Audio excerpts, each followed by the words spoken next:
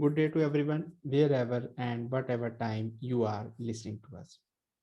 First of all, I would like to thank all of you to join us for this orientation basically. The topic of our orientation is basically about ICAEW advanced level. As all of us know that ICAEW is basically Institute of Chartered Accountant in England and Wales. That is one of the top accountancy and finance body in the world.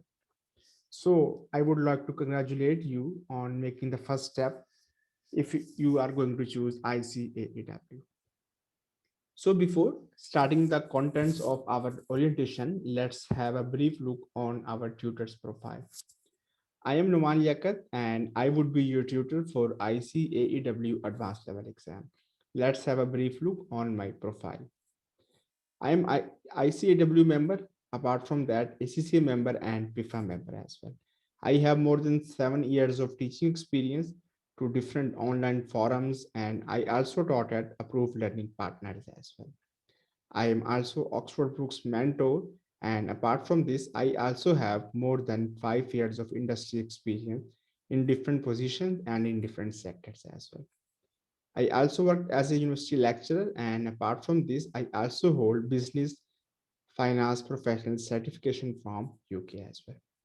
So this was a brief introduction about myself. So let's move toward our today's contents basically. So what contents we are going to cover in our today's orientation? First of all, we will briefly discuss why ICAEW, why someone should choose ICAEW. If you hold any other professional qualification, will it add any benefit to your qualification or not? Secondly, if you are going to choose ICAEW, then what is the qualification structure basically? How many exams would be there? How you have to move forward basically. Third, exemptions criteria. For example, if you are an ACCA, so how many exams you need to appear? How many exemptions would be there? So there are a lot of questions that we are going to answer in this orientation. Then exam structures, obviously, it would also relate with your qualification and exemptions criteria, basically. One of the most important point is basically why students get failed. If you hold some professional qualification, just like ACCA or any other professional qualification, then why students are going to fail in ICAEW exams. Then we will discuss our results, what were our results in past few years, and how we are going to study during these sessions. Then we will also discuss no pass, no fee model. Yes, that's an interesting thing. What do you mean by no pass, no fee model? And finally, we are going to take your questions and I am going to answer questions of you people. So these are the contents of our today's orientation. And so we will try to cover all of these contents in our orientation. And apart from this, if there will be any query, any point, then I am going to answer those queries and points as well. So first of all, let's discuss what is no pass, no fee model, and then we will discuss about rest of the contents. No pass, no fee model is basically, for example, if a student gets enrolled with us. For example, Mr. A is get enrolled with us for ICAW exams. And for example, he is studying corporate reporting and SBM, that is strategic business management. And if he meets out the terms and conditions, basically, then definitely he or she would pass, basically. And if unfortunately he is not passed, then what would happen? Then we are not going to charge the tuition fee, basically. So it means you will pay for your fee, you will pay your dues when you are going to pass. If you are not going to pass, then definitely you are not going to pay out your dues. So this is no pass, no fee policy. So if you are not going to pass, then there would be no fee as well. So it means we are going to offer the pass guarantee.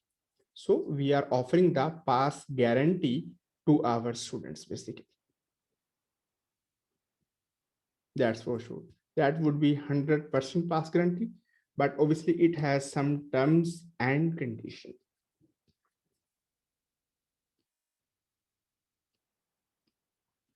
Moving on, why you should choose the ICAEW? That is one of the most important question in minds of some students basically. Obviously, some students ask, for example, if you are an ACCA, let me take you some example. For example, if you think you are ACCA affiliate, either you are ACCA affiliate, you are pursuing ACCA, or you are ACCA member, then why you should choose the ICAEW? Because there is normal discussion between different professionals or different students, like ACCA is already accountancy and finance body, ICAEW is the same thing. So why you should choose? But in my opinion, these two are different things basically. Different in this thing, like ACCA is something different, but ICAEW, if you choose, then definitely you can top up your qualification. You can top up your ACCA with the help of ICAEW as well. In coming slides, I will also discuss how many exams you have to appear after ACCA as well. So first of all, you can top up your qualification. Either you are ACCA or you are holding any other professional qualification, then you can boost your qualification as well. It is more recognized, is much more recognized as compared to other qualifications as well. You can get top position, just like you can work in public limited companies, FTSE companies, and rest of the management positions as well. Just like you can work as a CFO, director finance, and other key positions as well. Obviously, if it is more recognized top position, then there would be higher starting salary. So there would be higher benefits as compared to other qualifications, other professions as well. So these are some of the reasons why you should choose the ICAEW as well. In continuation with this slide, there are some other benefits as well. For example, as I told you earlier, like it is the leading accountancy body in world as well. If you will check out the ranking for top accountancy and finance bodies, then you will see then ICAEW is among the leading bodies of world. So there are opportunities across globe. It is not like that, like ICAEW is restricted to one area or two area. No, there are opportunities across globe. So you can move out to different jurisdictions, basically different areas. You can work across different countries. Obviously, there is diversified scope as well. You can work in different areas, like you can go for accounts, finance, advisory, audit, tax. Audit can be external audit and it could be the internal audit as well, insolvency, and so on. I just mentioned some of the areas in which you can work it out. It could be accounts, finance, advisory, external audit, internal audit, taxation, insolvency, and so on, basically. So it means you can get your exposure, you can get your training, you can get your job in a lot of those areas. So that is one of the most important things, because some of the students think like they are just restricted towards accounts or finance. No, they can go in multiple areas: accounts, finance, audit, advisory, taxation, insolvency, and so on. So this is much more prestigious as compared to other things and other areas as well. So these are some of the reasons why you can choose ICAEW as well. Moving to next point, basically. That is basically about exemption. What about exemptions basically? So obviously that is basically a bit discussion side. Like for example, it will depend on your qualification, which qualification you hold basically. For example, let's discuss two areas. First area is basically ACCA. If someone is ACCA affiliate, if you are an ACCA affiliate, and if you have studied ATX, that is advanced taxation, and AAA, that is advanced audit and assurance basically. You are an ACC affiliate and you have chosen ATX and AAA, that is Advanced Order Assurance, in your ACCA qualification, then you would be getting 12 exemption. There are 15 exams of ICAW, total 15 exams in ICAW, and you would get exempted from 12 of those exams. It means you only have to appear in 3 exams basically. So you have to appear in 3 exams basically. What are those exams? We will discuss about those exams in our coming slides. So you have to appear in 3 exams. So that was basically about ACCA affiliate. In the same way, if you are ACCA part qualified, like you have passed some of the exams of ICAW, then even in that case, you can also enroll, you can get registered yourself with ICAW as well. Because normally it is a misconception in minds of some student, like if they will be ACCA member or ACCA affiliate, then they can get registered with ICAW. No, even if you think like you have passed 10 exams or 12 exams of ACCA and still you have not completed your ACCA, then even you can get registered yourself with ICAEW. Apart from ACCA, there are a lot of qualification that are some exemption. There are some exemption, and you can check the list of those qualifications basically on ICAEW website. So please refer to ICAEW website, because it is not possible to list down all of those areas, all of those qualification here as well. So you can get reference, you can get them checked with ICAEW website.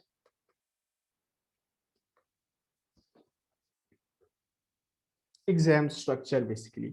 So how many exams are there basically? Like I told you that there are 15 exams basically. There are total 15 exams in ICAEW. And these exams have been divided into 3 different levels. First of all, certificate level. Second is professional level. And third one is basically the advanced level basically. Certificate level has 6 exams. Professional level has also 6 exams, but there are 3 exams in advanced level as well. As our this orientation is mainly focused on advanced level exam, so I will just discuss about these advanced level exam. If any one of you is interested about certificate level or professional level, then we can discuss it as well, because we have already discussed about professional level exams in our previous orientation. So for the moment, I will just keep it out the certificate level exams and professional level, and my discussion would be focusing on advanced level exam. And there are 3 exams in advanced level. First of all, it is CR, that is known as corporate reporting. Second is SBM, strategic business management, how you are going to manage out your business affairs. And lastly, it is basically about case study. So we will discuss what is case study, what we have to read it out in our case study exams, and how we can pass out these 3 advanced level exams, and we can get member of one of the most prestigious body of the world.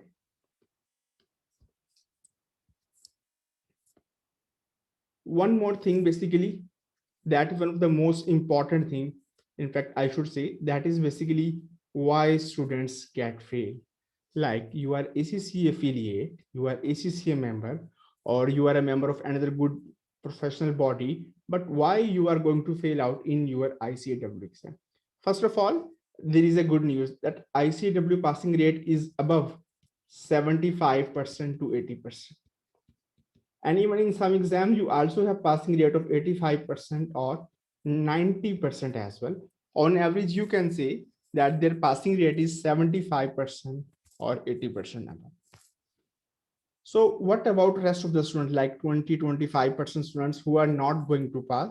What is the problem with them basically? So there are some reasons that I have listed down, not covering the whole syllabus. For example, if you think one topic is more important as compared to other, then definitely this might hurt you very badly. time management, you have to be very, very good with your time management skill because it depends on your exam.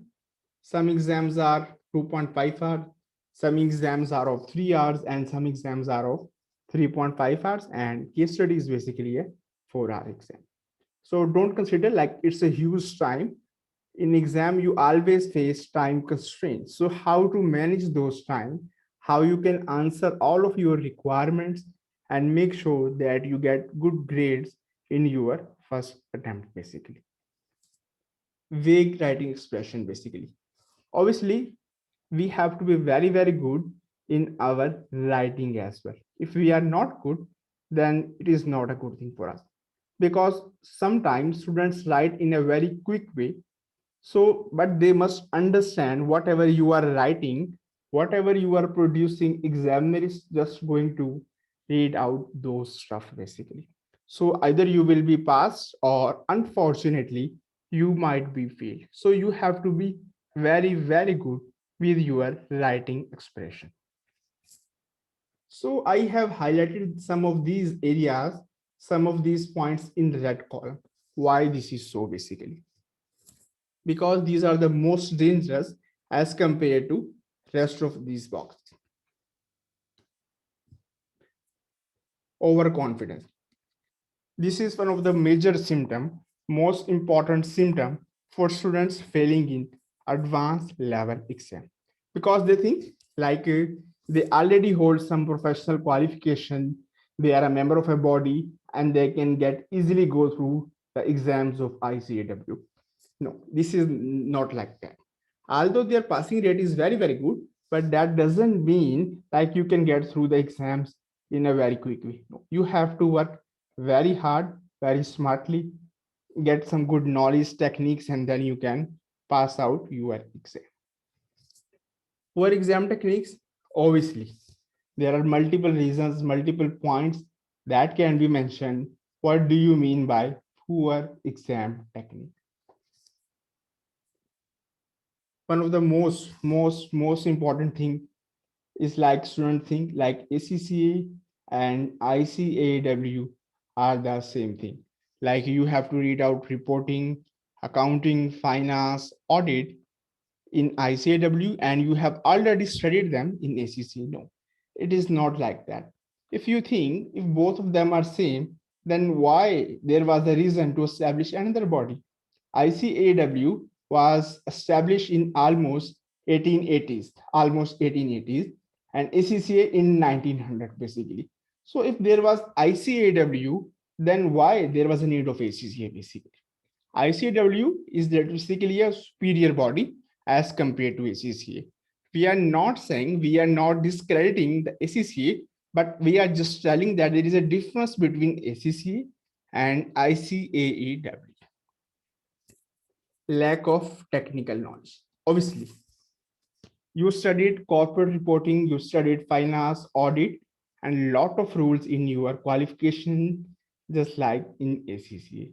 But you will get more advanced level knowledge, advanced techniques when you are going to study your exams of ICAEW, particularly corporate reporting, strategic business management, and also the case study as well. So we will talk about advanced level knowledge, technical knowledge, and some of the technical areas as well. So there are some common reasons like lack of practice, generic discussion, and if you are facing problem with requirement addressing, like you don't understand the requirement properly, or you have read out the requirement in a very quick way, and you have just answered few portion of requirement and you have missed out the second portion of requirement, then there is a possibility that you might fail. So these are some of the reasons that we just discussed why someone can fail out their exam. So what's the way how you can pass it out, how you can avoid those mistakes? We will discuss all of this content. We will practice. We are not making any such type of mistake in our detailed session because it is not possible to discuss to cover each and everything here as well. But we have highlighted some of the major areas. So how we are going to study, basically, how we are going to study. So we are going to study, we have divided into two areas. First of all, it's basically about syllabus, and second, it is basically about practice session. Sometimes some students focus on syllabus while they leave out the practice. Some focus on practice while they leave out the syllabus as well. No, both of these areas are very, very important. Syllabus is also important. Practice sessions are also very, very important as well.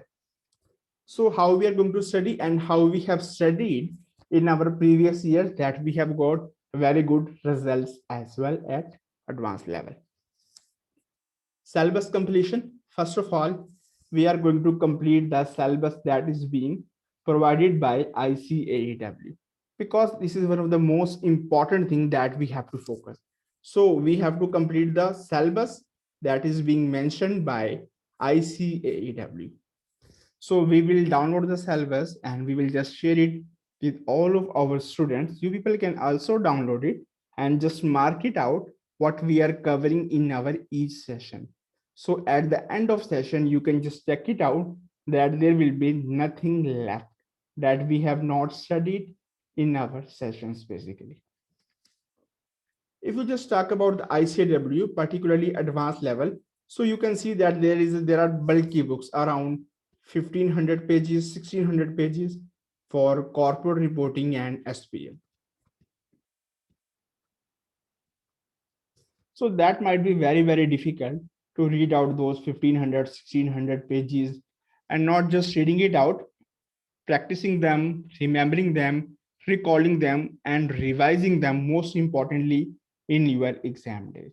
So it's a bit challenging. So what we have done, basically, I have summarized notes for corporate reporting, strategic business management, and case study as well. So we will be using those notes for corporate reporting, strategic business management, and case study, basically. And notes are of two types. There are detailed notes as well, and there are revision notes as well. So if you are going to read out those notes, then definitely, hopefully, there would be no need to read out those 1500 or 1600 pages. I'm not saying like you should not read out those books.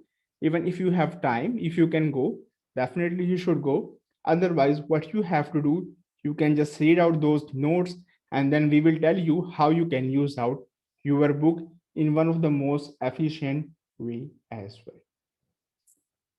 Apart from this, we will also be sharing 2021 study material with all of our registered students as well. There would be some class-based and some home-based assignments as well. For example, we are just studying the topic for IFRS 2, that is share-based payment. So we will discuss some examples of share-based payments in our lecture. Some of those examples will be solved by our students in class.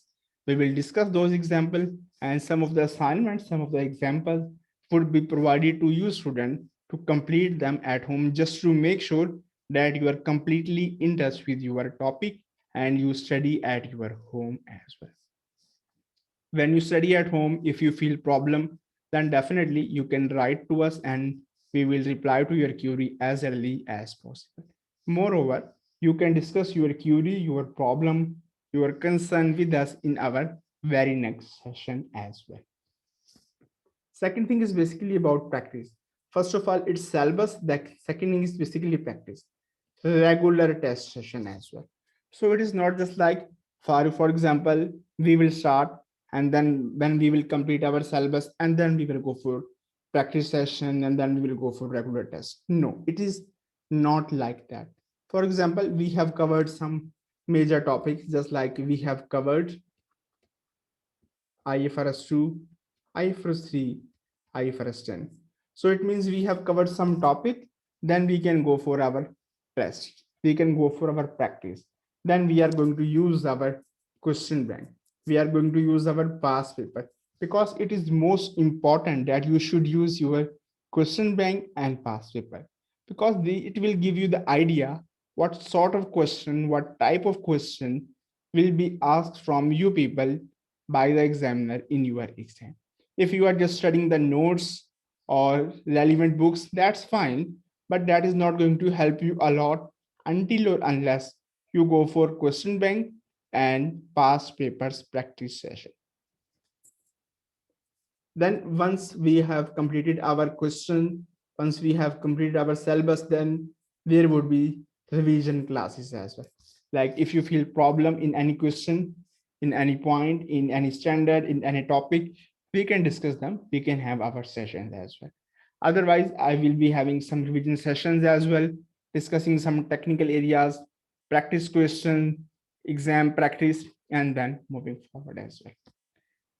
We also have some sessions, we also have arrangement, like students will be solving the questions live online in our class sessions as well. I will be reviewing them and making comment on them, how we can improve them basically.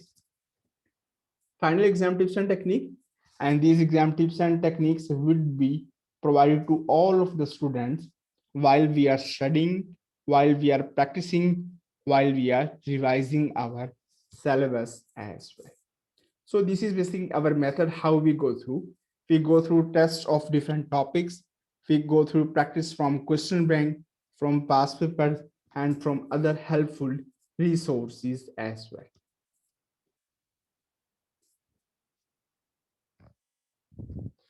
Now, coming towards the syllabus. What is the syllabus? One of the most important questions for corporate reporting and for strategic business management, that is SBM as well. First of all, let's talk about the corporate reporting.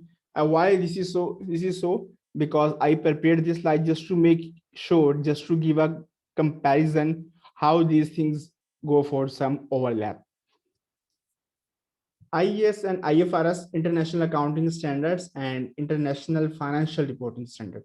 In corporate reporting, approximately 55% to 65% of your area consists of IAS and IFRS basically.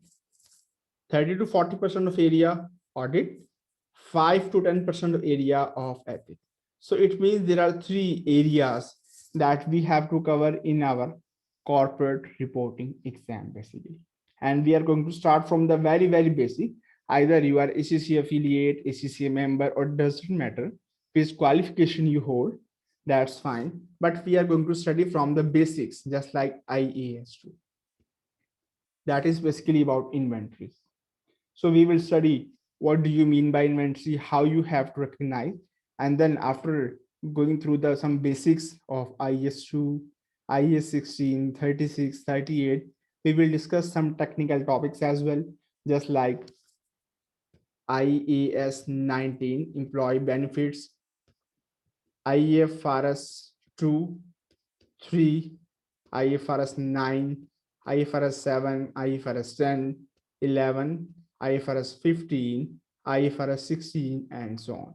So in short, we will cover all of the basic standards, and then we will move towards our technical areas as well. Because first of all, it's really important to establish some base and then moving towards technical areas. And there is no concept, there is nothing about finance or strategy in your corporate reporting exam, because some students ask, because it is corporate reporting, so either there would be some sort of finance or strategy. No, there would be no finance nor strategy in your corporate reporting exam. When you talk about the strategic business management, syllabus of strategic business management is a little bit wide as compared to corporate reporting. Why? Because the reason is that you also have to study reporting, audit, and ethics, but you also have to work it out on your business analysis and financial areas as well. Business analysis means you will just talk about the strategy. There would be some chapters of strategy, then marketing, HR, data analysis, and so on. And in finance, we will talk about the financial areas, just like investment appraisal, risk management, working capital, financial areas, and so on, basically. So sometimes students ask what exam they should choose. Either they should study corporate reporting or they should choose the strategic business management. The answer is quite simple. It depends on your availability. It depends how much time you can cater, you can spend with your studies as well. And more importantly, it also depends when you are going to appear in your exams basically. There are two exam attempts for corporate reporting, strategic business management, and case study. And those exams are held in July and in November as well. So your exams would be in third week of July and first week of November as well. So if you are appearing in July, so definitely you should go for both corporate reporting and strategic business management. So you should appear for both of the exam. Why you should appear in both of the exam? The reason is that basically lot of your areas are already being covered in your corporate reporting basically. So if you appear in corporate reporting in July and you appear in strategic business management in November, then definitely you have to revise all of those areas of corporate reporting as well. And then obviously after July to November, time would be a bit short. So you would be having the month of August, September, and October. And in those 3 months, you will complete out your syllabus, your practice sessions, revision session. So I would advise to go for both of these exams if you are appearing in July as well as a first time. Rest, it all depends on you, how you proceed with your studies, with your exam as well. In business analysis and in finance, there are some typical areas as well that you have to focus it out. So you have to proceed in that way, and you with the help of little bit extra effort, you can pass out those exams in a very short period of time as well. Now, let's talk about the exam structure of corporate reporting and strategic business management and case study. First of all, let's have a look of corporate reporting. As I told you earlier, like this is basically about the reporting area, accounting and reporting. This is basically audit and assurance, and this is basically about the ethics, approximately 5 to 10% basically. So if you look at the exam structure, how many questions would be there in our corporate reporting exam basically? Corporate reporting exam, SBM exam, both of those exams are of 3.5 hours exam. So unlike ACC or similar qualification, these are basically 3.5 hours exam. Why I am referring to ACCA? The reason is that basically most of the students who join ICAEW advanced level, they are after completion of their ACCA. So that's why I am just focusing on those areas basically. So if there are some other students who belong with some other qualification, then you can write to us and I will be answering to your queries as well. So corporate reporting, 3.5 hours exam. Obviously the exams is of 100 marks. And out of 100, you have to get 50% mark. So passing marks are basically the 50.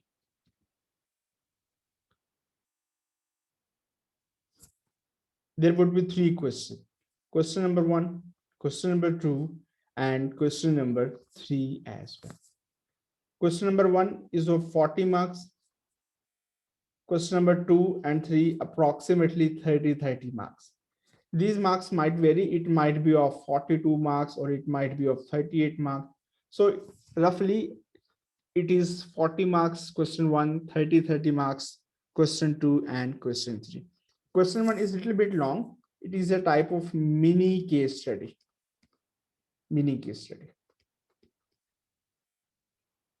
So what areas would be tested it out basically on, because on our previous slide, we just talked about like there would be accounting, reporting, auditing, ethics. So which portion would be tested out in which question basically? Question number 1 is mostly about accounting and reporting. So there would be areas about IAS, IFRS, some basic entries and so on basically. Question number 2, sometime it is basically about reporting, sometime it's basically about audit, and sometime it's basically a mixture of reporting and audit as well. In the same way, question number 3, that is basically about two areas, reporting and audit as well. For example, you have to read out the situation and then you have to identify the audit risk as well. So then you have to tell out the treatments of relevant accounting standards, IAS and IFRS as well. So reporting and audit as well. Now, ethics. So what is ethic? Ethics can be tested out in any of the question as well. There might be a part of question 1, question 2, or question 3, or they might be a part of two different questions as well. So in fact, you should remember, like while you are studying for ICAW, that is an inbuilt thing. All of the 15 exams of ICAW, they have approximately 5 to 10% syllabus of their ethics as well. Approximately 5 to 10% area of their ethics as well. And they can be tested out in any of the exams of ICAW. So let's discuss briefly why you should study the ethics as well. What is the important, why you should go for ethics as well. The reason is that, let me give you a very simple example. For example, Mr. A is working as a CFO, let's say, for a company as well. For a company A, Mr. A is working as a CFO as well. Obviously, if you're working as a CFO, definitely there would be a good benefit, good salary, and a lot of other areas as well. So that is good for Mr. A, Mr. A's family, and close relatives as well. So if you are going to follow some ethics, if you are going to follow some basic norm, so it means CFO is also contributing towards society as well. CFO is contributing towards public at large. So it means that is a benefit of society. So that is a benefit of public as well. For example, while you are preparing the financial statements, taking some major decision, so in fact, you should consider the public interest. Basically, that is basically all about ethics. Later on, when we will discuss, when we will be having our complete session on our ethics, then we will just talk about code of conduct, what are the ethical rules. We will talk about integrity, objectivity, confidentiality, professional behavior, professional competence, and do you care as well. And there are a lot of other areas that we have to study and that we have to focus it on. So this is the reason. So it means you should be good not only for your family, but for public or society at large as well.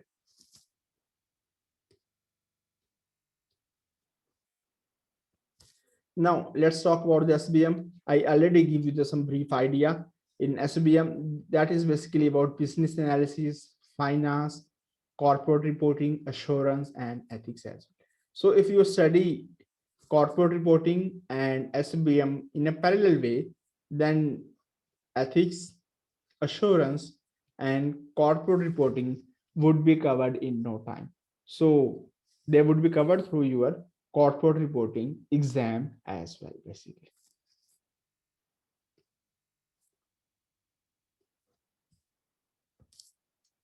And about the exam structure, as I already mentioned, that SBM exam would be also 3.5 hours. Corporate reporting has 3.5 hours exam. SBM is also about 3.5 hours exam as well, basically. So both the exams are of 3.5 hours, basically. Either it is corporate reporting or it is basically about the strategic business management.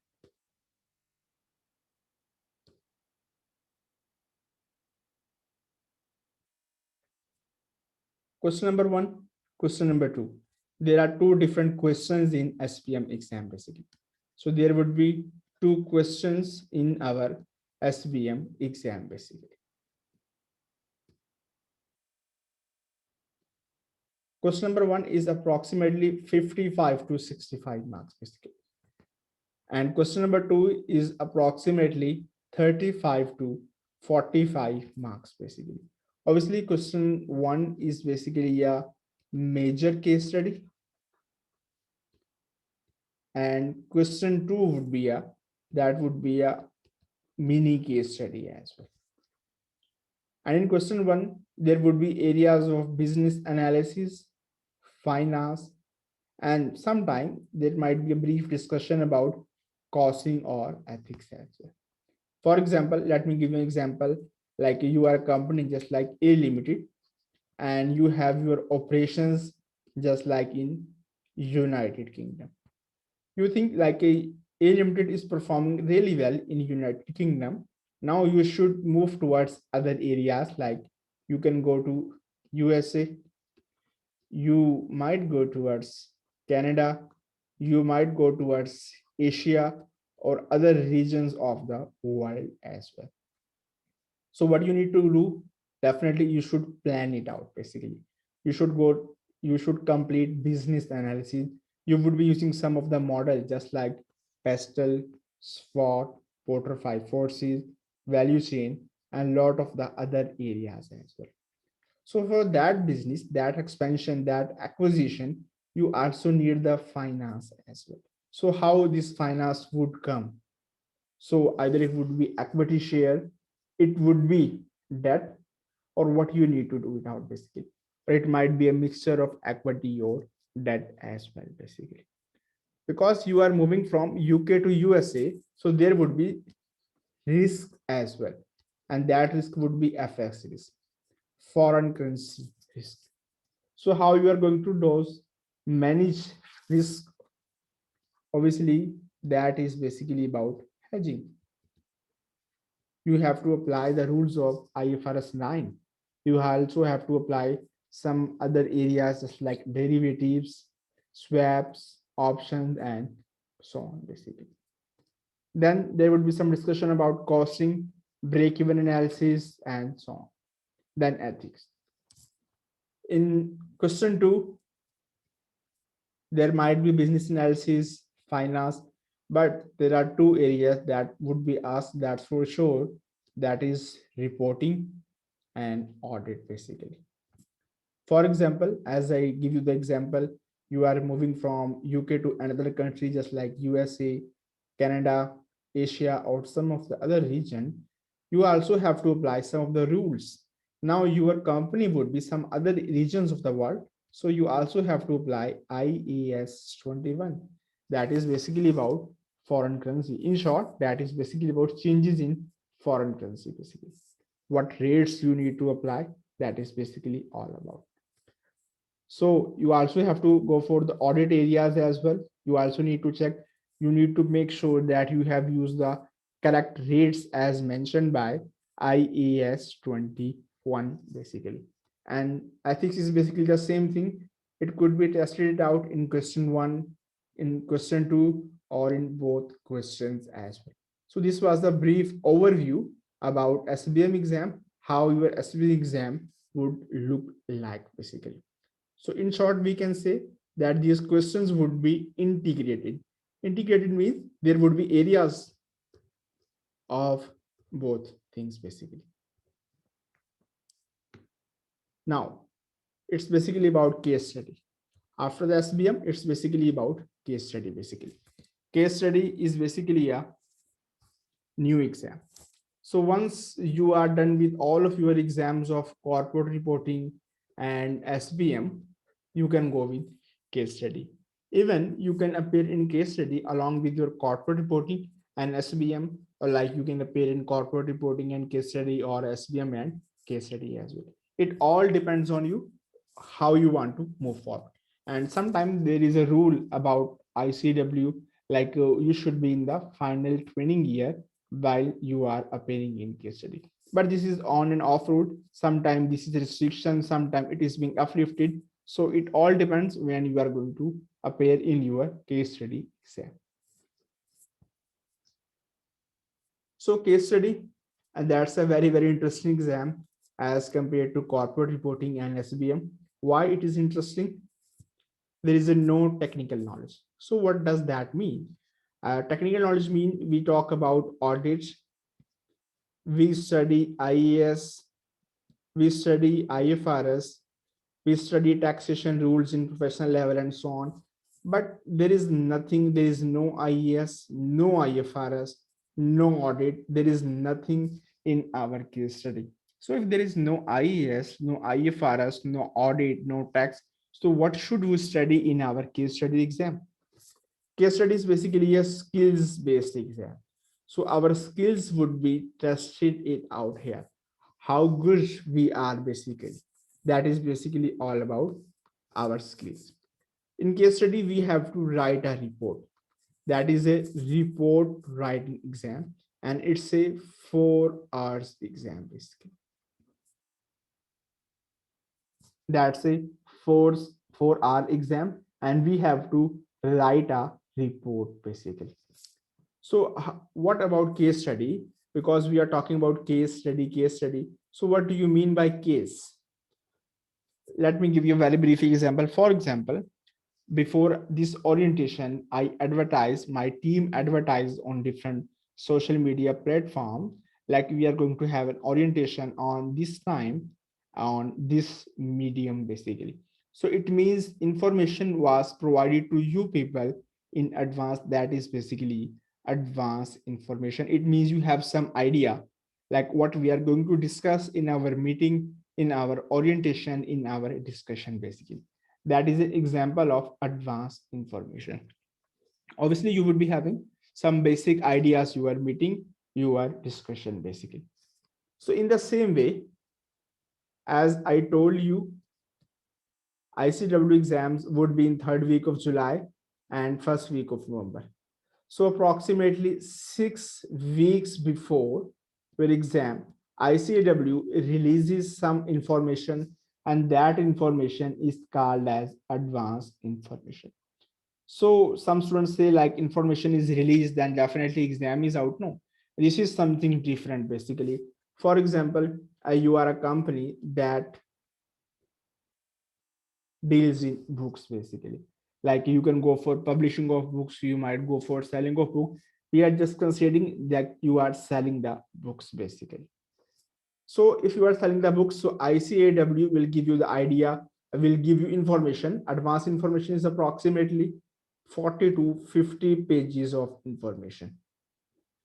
And in this 40 to 50 pages information, there would be a huge information like who you are, what your industry is, what your company is basically, what are your customers, who are your supplier, what are your financial statements, management accounts, your suppliers, customers, your markets, your opportunities. A lot of information would be provided about company, and this is called advanced information. So this information is released approximately 6 weeks before your exam. Either you are appearing in July or you are appearing in November as well. So there are different cases for July and November as well.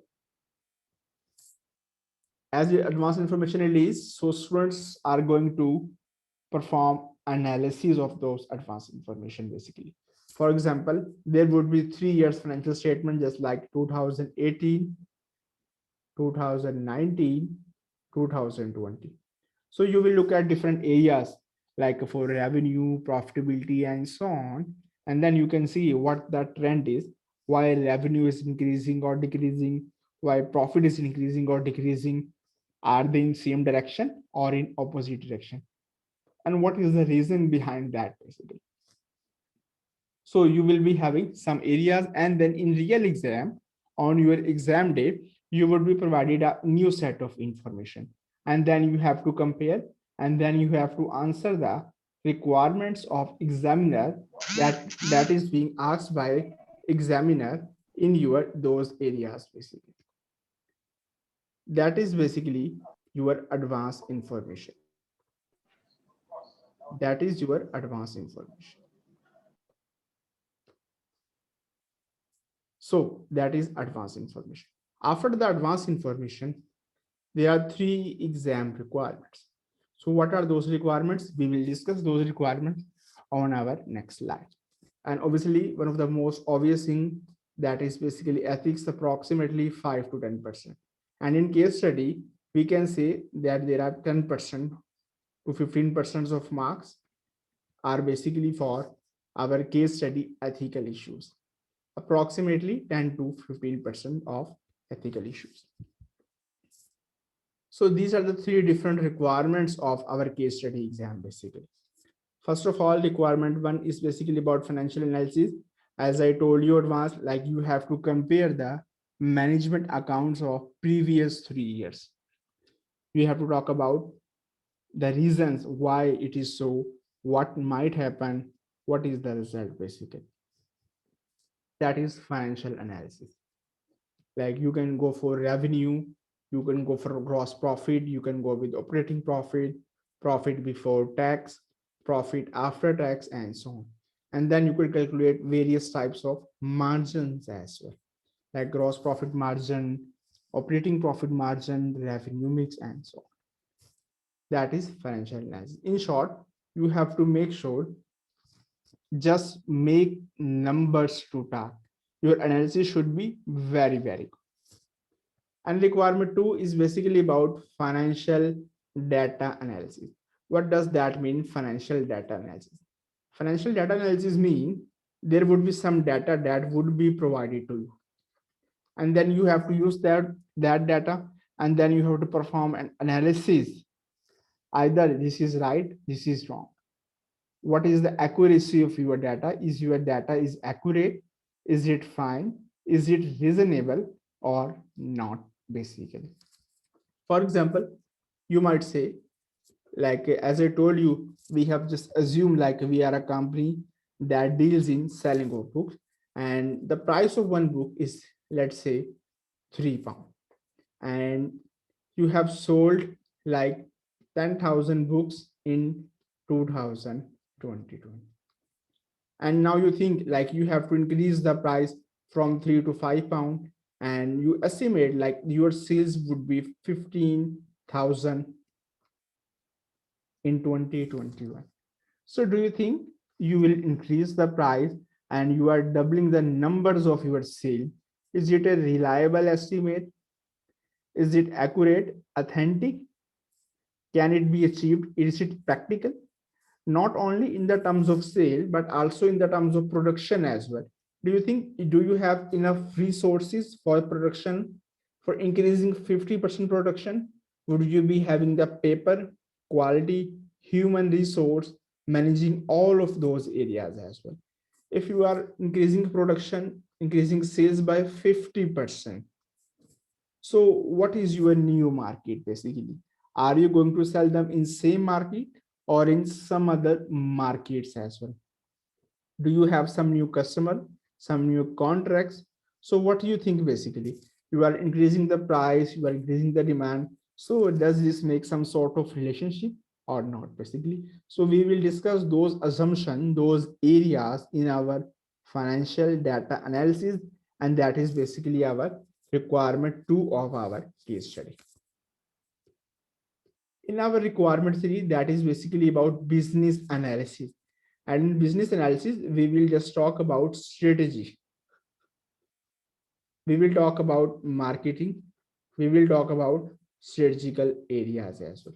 For example, as I mentioned, you will increase the sales. So what financial benefits, operational benefits, or commercial benefits or risks you might face? It is not necessary that you will get the benefits. There could be the risk as well.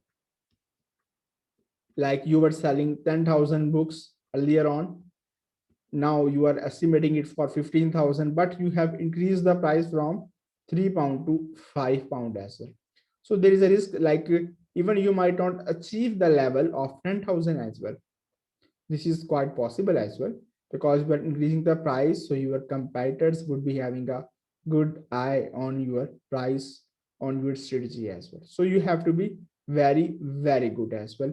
So there might be benefits, there might be risk as well, financial, operational, commercial, and some of the other areas as well.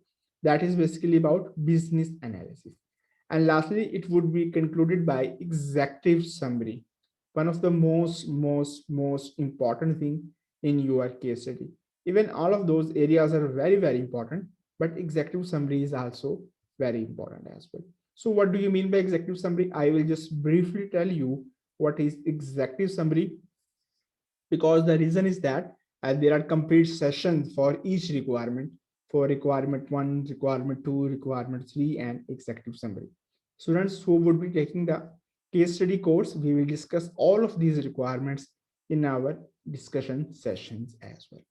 Executive summary is basically a summary what you have covered in requirement 1, 2, 3. So you will be producing a brief summary of those analysis, those data as well. That is executive summary. As its name shows, executive summary. So it is going to be read out by executives as well. That is going to be read out by executive. That is going to be read out by board of director. That might be read out by chairman, CEO of a company, of a client as well. So that needs to be very, very good. So just to make sure that there are no grammatical mistakes, no structural mistakes, spelling mistake, and it is as perfect as you can go with them. That is your executive summary, because most of the time, as we practically see, that executives, boards, or top level management have only time to read the executive summary as well. So it means it ensure that you cover all of your points for executive summary. There are some rules for writing the executive analysis summary and so on basically. So that is basically about executive summary. Now, moving towards some of the last points of our today's discussion, here are some of the results of our student.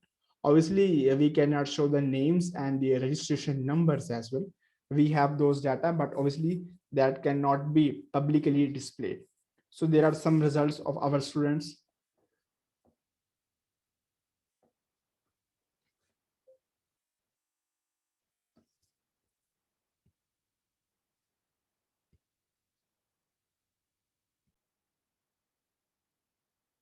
These are some of the results of our students as well.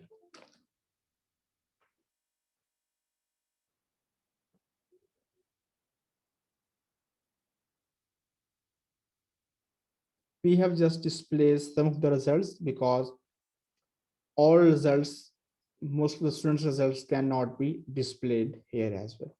And finally, I would like to thank all of you for joining us for this orientation and for this discussion session and sparing your time with us basically. And these are our contact details. You can contact through our WhatsApp. You can drop us an email. You can send us message through Facebook, through LinkedIn and other forums as well. Now I will be closing on my side, and there would be question and answer session. I would be referring the mic to you people, and then you can have questions, and hopefully, definitely, I would be answering questions to all of your areas, your concerns basically. Once again, I would like to thank all of you to joining us for this orientation, for this discussion session as well.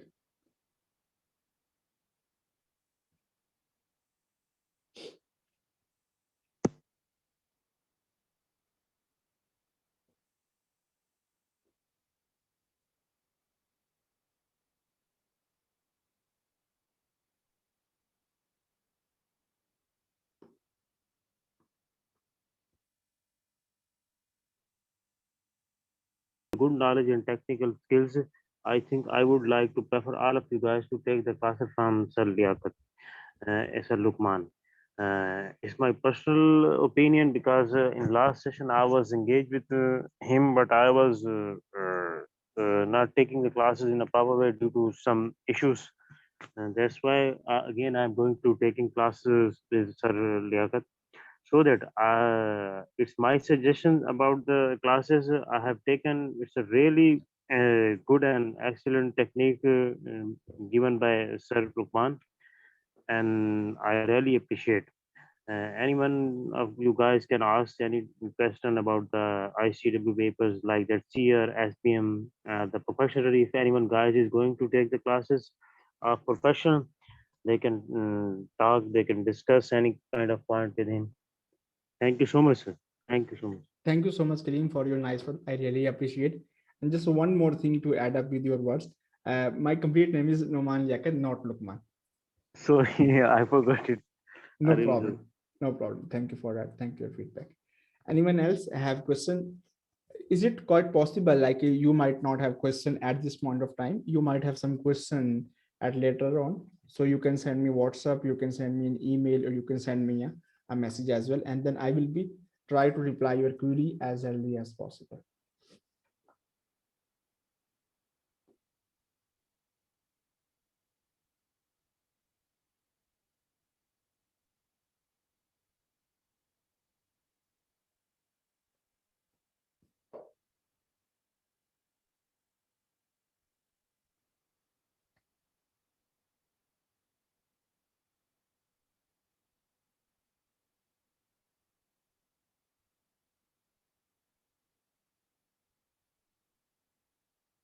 I will wait for a few minutes.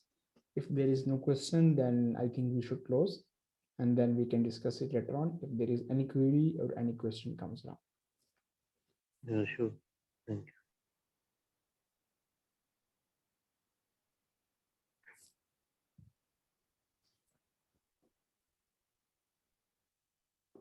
Now I think we can close.